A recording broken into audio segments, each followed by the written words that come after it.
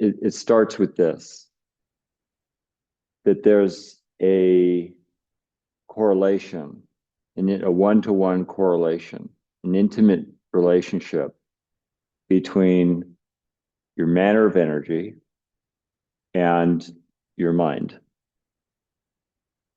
In other words, if we're just to pause right now and do a bit of an intake on just pause for a moment, try this. Do a bit of an intake on the field of sensation, call that energy, that we experience at this moment. That is the image of our mind. Here's a more basic way of saying it. Another way we relate to energy is through breath, right? Obviously, vital sustenance, air, energy comes in, we stay alive, it goes out, we draw the next breath, we're still here, breath goes out, on and on like this. And so it's a vital source of energy.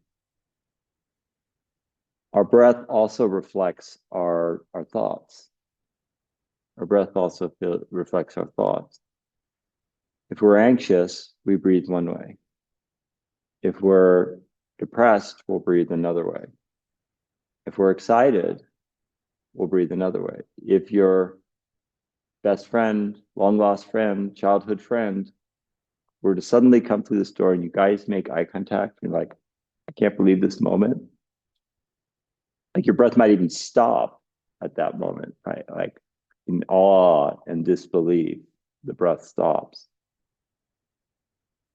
So there's a one-to-one correlation between how we breathe and I'm extending that thought even further into, say, how you feel, the sensations you experience in your body and your mind. And some yogic systems lean into the mind. It's like, here, if I were to give you a visual, it's like a triangle. Say, this end of the triangle is your breath, and this end of the triangle is your mind. They converge. Some systems lean more into the mind end of the equation. Strict mindfulness practice, awareness, just pay attention to your thoughts, and it has a corresponding effect on your energy. Whereas in hatha yoga, the emphasis, the premium, is on manipulating your energy to affect your thoughts. It's something of a hack. It's like going through the back door on the whole experience equation. I'll take it a step further. Let's say you are going to therapy and you're talking through your experience, largely, it's something of a mental process. And at the end of that session, you feel lighter. Your energy feels lighter. And you have a new view and perspective on whatever it is that you're consulting about. It's possible to breathe in such a way and move in such a way that generates that lightness thing that you may have experienced at the end of that therapy session, that has the same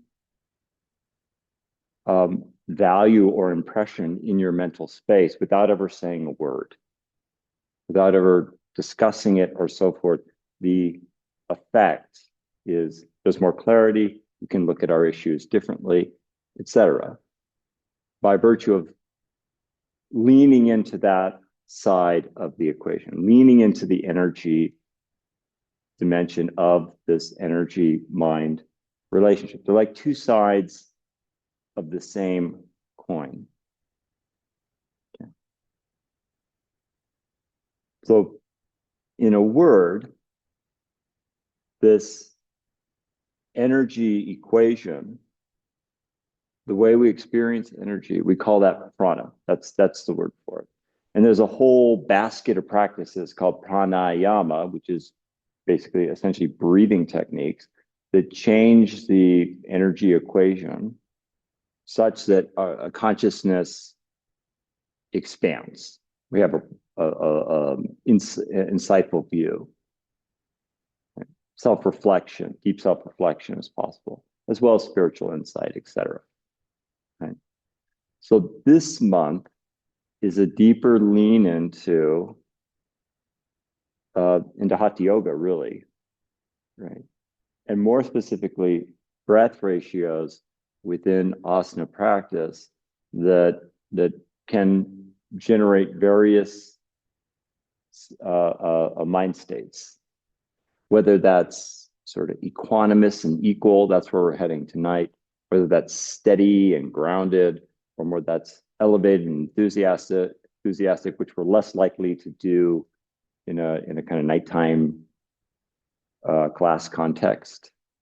We'll fit it in, but you feel me? Like we'll work with the breath here. Let's start on your backs with your head towards me.